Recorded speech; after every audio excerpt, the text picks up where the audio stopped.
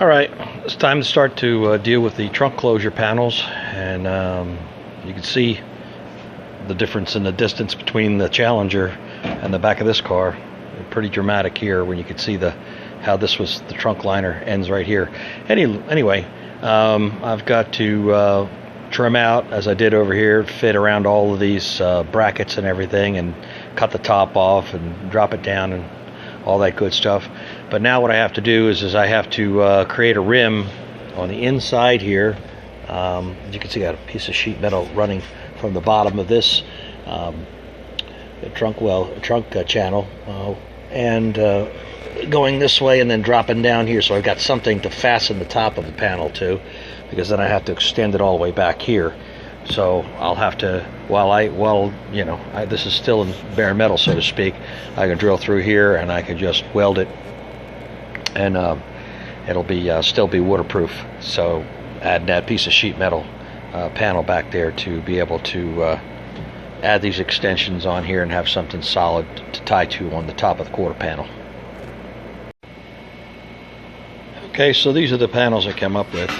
They got a safety edge on them, so if you're reaching under there, you don't get a sharp edge deal with for the most part. Here's one just clamped into place. You can see there's a rim under there now, something that I can not only attach this to, but then I can add this extension panel and finish this corner out. So this side was, as expected, a whole lot more tedious to trim out because of the fuel line. As you can see, I'm starting to work on building out a tin guard for the fuel lines, which eventually will be covered with the same color fabric here. And what that'll do is, because it's made out of sheet metal, it'll be a little stronger as far as keeping anything, if you put anything in the trunk, it'll keep it off the fuel line. Anyway, just whittling away at it, a little at a time. It's got to come back out, go back in about 150 times before this piece is done to get it all wrapped around. All right, in the department of you got to do something before you can do something else, before I can finish out the closeouts of the rest of the inside of the trunk, I have to organize the wiring back there, get everything set into place, and know exactly what my obstacles are going to be and what I have to cover. And one of the things I have to do is I have to modify this tail light housing, and conveniently on this particular Challenger, I'll be able to just cut these plastic pieces out and then fit them inside here after I drill some clearance hole, create a clearance hole for this little collar here. That way I'll be able to just go ahead and use the tail light harness as it came out of this. You can see this is the way it looks normally. The only thing that's missing here, obviously, is the backup lights. Backup lights are on a long harness that goes to the trunk lid, and you can see there's two little bulbs here. So I'll have to cut those out, those little plastic things, and I'll have to mend them in here where the backup light is on the 68 housing. Anyway, that's what I'm up to now, so that I can fit this in, see how far the bulbs stick out, and where the wires have to go to loom around this housing, and then I have to modify the other housing. Okay, so I went ahead and I cut this out, so that now I have some of the modern reflector, which is a little bit better than the silver paint that's on the inside of these housings. Cut it out of there, you can see. Got to do the other one too. Then I went ahead and clearance this out on this side here, so that I could just take this piece here and just drop it into the hole like that. Of course, I'll line it up top to bottom like that, and then I'll put some epoxy on the back. Also, I'll put a couple of rivets in it, some mechanical fasteners. So now the plastic housing that holds the modern bulb is sticking out of the rear here, and so that's kind of an easy do right there. It's actually a little bit easier than the 69 taillights, which I did for my car. But anyway, that's where I'm at. Okay, so here you can see I've got some Clecos just holding these pieces in where they'll, see, that's the inside right there. This one over here I did from the outside. Obviously it's too deep to get in there and rivet or do anything in this backup light area. So anyway, I'm going to glue it off from the back side. This one is very tricky because there's very little material to attach it to by the time you get it. It's a very small piece of plastic. So I've just got the two corners held on, and of course I'll epoxy all of this to hold it all in a little bit better. But that will accommodate, just peel this off here, and that will accommodate the backup light bulb. So the three things that I'm getting with this is that I'll be able to use the current Challenger bulbs, so there will be nothing different as far as the current draw or anything like that. It's going to be standard. Also, cutting them out of the existing the existing tail lights housings allows me to have this exact attachment, and I don't have to try and dog out the existing hole to try and get it to fit. Also, the thickness is right for it to screw in tightly. And in addition to that, I gained a little bit more reflectivity with these chromed plastic housings here, and that'll make the lights just a little bit brighter. Okay, so now I'm doing a little adaptation on the side marker lights. First thing I did was I pulled the bulbs out. Two of them were already replacement arrangements, and they just pulled out. The other two had to be cut out because they were the original bulbs that were kind of just pressed in to these. I guess at the time, if one of your bulbs blew out, you just took the whole side marker and replaced it. Anyway, you can see it's got a steel retainer clip, and then the rest of it's cast. So what I have to do is adapt it to fit the Challenger side marker lights. And these look like this. Got a little tiny rubber gasket on it. And then on the top side you can see there's two little slots. And then of course those slots, you rotate it and lock it into a hole. Now normally this goes into a plastic housing that we don't have. It went out with the bumpers, the two side marker bumpers housings. Anyway, so if I had those two side marker housings, I probably would have tried to cut the little plastic hole out of those and epoxied it to these or something along those lines. Either way, the depth of these is just a little too shallow for these bulbs, so I have to create something that's going to stand off a bit. And being this is sheet metal here, I'll be able to take a piece of sheet metal, come up, go over, and then down, that I can twist my bulb in. That'll be the right distance. And what I've started to do is I've started to actually, this is a little bit of a tedious job. First you have to drill a hole, the 7/16, which is the inside diameter of where these little clips go. And then you have to take a die grinder and clean out the rest of this hole to the outside diameter of the bulb housing. And then take a little file and just cut these in just a little bit at these corners. So I got one done, which didn't take as long as I thought it was going to take. So what will happen here is I'm making them all on one sheet because it's a little bit more stable to work on it, and then it pushes through, and then well, you get it down there, and try to do this two hands here. That's it. It rotates. You can see it rotates over that clip. There you go. Anyway, I'll finish these other three, then I'll cut them out, and I'll weld them to this outer housing piece here that holds the lens in, and it should work out okay. Anyway, that's that. All right, with the rear bumper upside down on the bench, the license plate light has to be attached. This is the one out of the Challenger. Come out of the rubber bumper. It sits on top, and then it's screwed through into the plastic like this. So I added a couple of ears so that I could drill a couple of holes on these 1/8" aluminum ears, and it'll just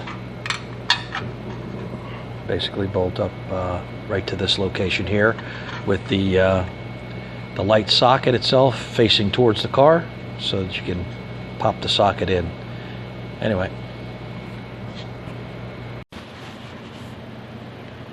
Alright, so that's what that looks like. The little standoff welded to this piece here, which of course this will wind in here, and that's what holds it to the body on the inside. Normally, that little rim there. Actually, I'm having a little trouble because it's just sheet metal. Anyway, got that, we got that. See if we can get a little light show going here.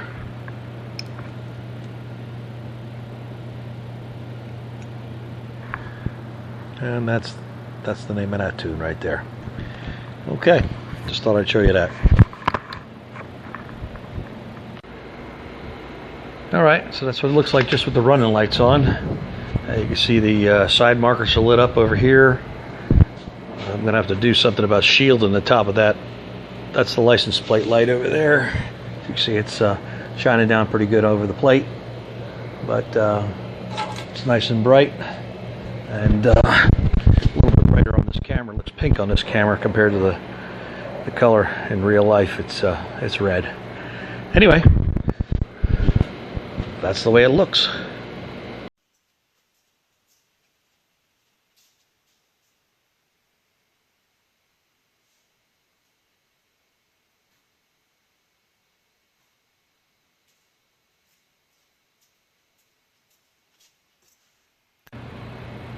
Alright, before I cover with fabric, I just wanted to show you how I modified this inner fender cover, excuse me, wheel tub cover. As you can see here, this is where the fuel tube comes out and around, so I made a little tin house there to kind of protect that. If I had to do it over again, I didn't really need to cut this section out, so that kind of made me a little bit upset that I did that, but we'll cover that all up. And then this goes around where the actual fuel neck comes down, and then the fuel tube crosses over here, so it's a little bit further out than normal. Anyway, just thought I'd show you that in the rough so you know what's going on once I get it covered. Just got a bunch of galvanized and just pop riveted it all together. Pop riveted through this. It's a little stiff, like a cardboard. And then put some backup washers wherever I had to just catch the cardboard, as opposed to riveting through the cardboard and into the metal in some areas. Anyway, that's what I got going on right now. Alright, it's kind of hard to see because everything's dark in there, but I just covered that with a trunk fabric. It's not exact match to this. This is a little lighter gray, but the other gray that's available is super light, so I went with a charcoal. It seems to blend in a little bit better. Anyway, so both of these panels are in, they're secured on either side, and I put the floor back in, and now I've got to proceed to do an extension around here. The first thing I'm doing is there's a little remnant of the stamping press here, and it's kind of an uneven edge here. Part of it's bent up, so I'm going to go through here and I'm going to hammer and dolly this and get this all flat and slightly tilted out at an angle over here, and we're going from here. Okay, before I can start making patterns for all of this, it's going to close this in.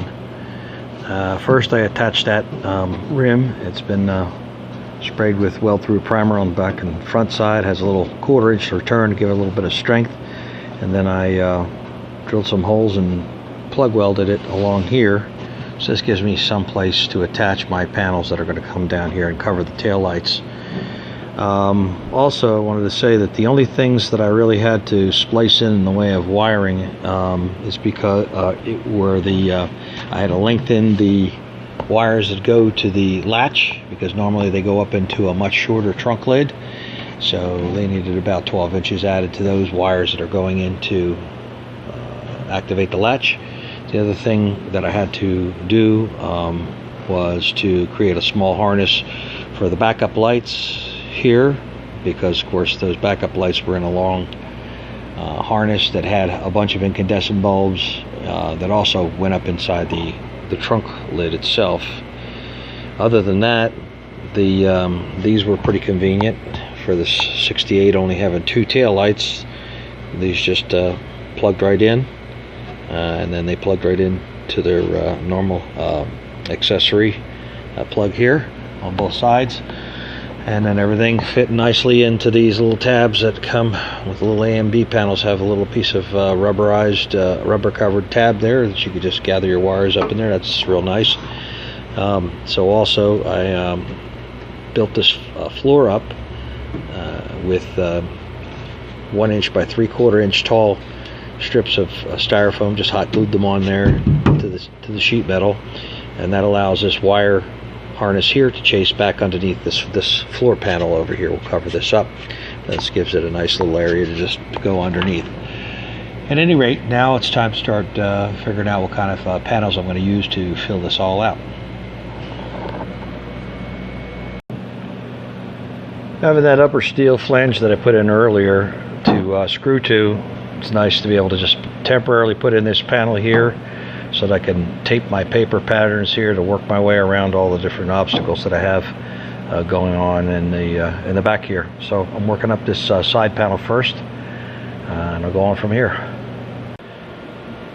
Okay, I just thought I'd show you this panel before I proceed to cover it. This tucks back in around where the headlights are in order so that the panel on the back come down here. This little flange here gives me something to attach my panel to when I make my box to cover the taillights. Here's the floor panel that'll sit up on that styrofoam, but also it's got a little ledge here that catches the last piece of styrofoam that's glued down in this section right here.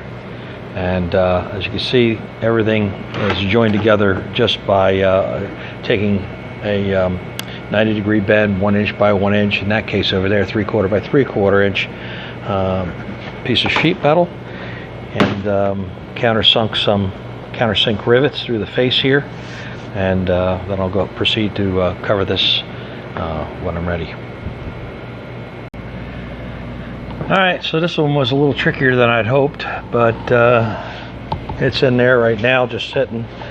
I've got that side in, and I got this side in over here, and then the center panel here. The thing of this is there's this little flip door here. I got to clean this hole up just a little bit. I kept wondering what the interference was. It was this little pull cord here, piece of cloth that's wrapped over here, and it was hitting the bottom of this rim. At any rate, what I have here is, it's just a piece of masonite. I have some thin galvanized sheet metal, and I've got an L. It's got a safety edge on the top, and it's riveted with countersink rivets on the tops through the top side.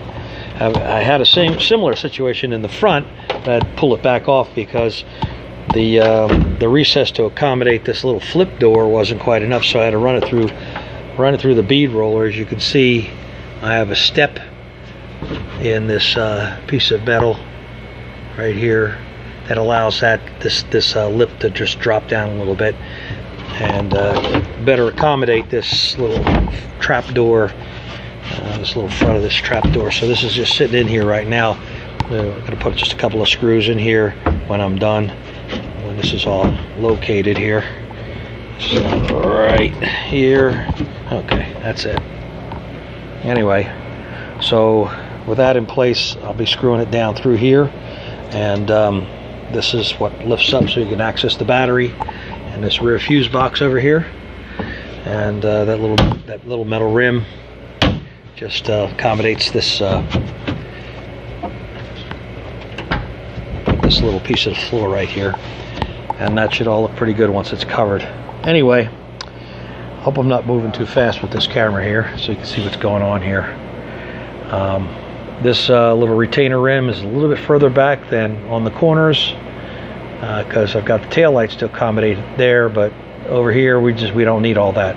We just need to come down a little straighter, and then we have to create a box to box in this this lock mechanism also. Anyway, that's how that's all going to work. Okay, so now I'm starting with closing in this back area here. Now I have this flange at the bottom as my guide to where to start here. The next thing I needed to do is there's a point here which this starts to slant back over here, so I wanted to come straight up from the floor to this point with just rectangular boards that are screwed into that flange with 2 screws. Then I took some galvanized sheet metal. I first put a safety edge on it right here, and then I did a little fold so that I could lay it down over top and mark where it intersected this board that's vertical, because this is a kind of a tapering shape right here, so it's a little difficult to try and anticipate that without having the physical object in place. So then I had this bend here, this came down, just laid over that real gently, and then I marked it on both ends, and then I folded again, and then I just pop riveted it to the board down here. And of course this is all going to be covered with this trunk liner fabric. So slowly but surely I'm just building up this whole inner corner here piece. You see there's another flange over here on that little section of floor on that board over there, and there's a flange here, there'll be another flange here, so I have plenty of spaces that I could attach it to in these 3 areas right here. I'm thinking I probably want to put the rest of this corner and make it part of it. It'll be a little tougher to cover, but I'm going to try and make this all one piece, so it just feeds into the corner here, and there's just a couple attachment spots, and then this attaches on the top rim and at the bottom here. We'll see how that works out. Alright, so I created these little dog houses on the end, and they're attached to this panel, so this is all one piece now. I got to pull everything out and cover it. I won't be making this center section until I get the deck lid on the car, because I want to make sure that when the latch travels down, the catch for the latch travels down, it doesn't interfere with whatever I put in here to cover this lock mechanism. So got both sides in here now, and like I said, it'll come out in sections, and I'll cover it, and then I'll put it back in.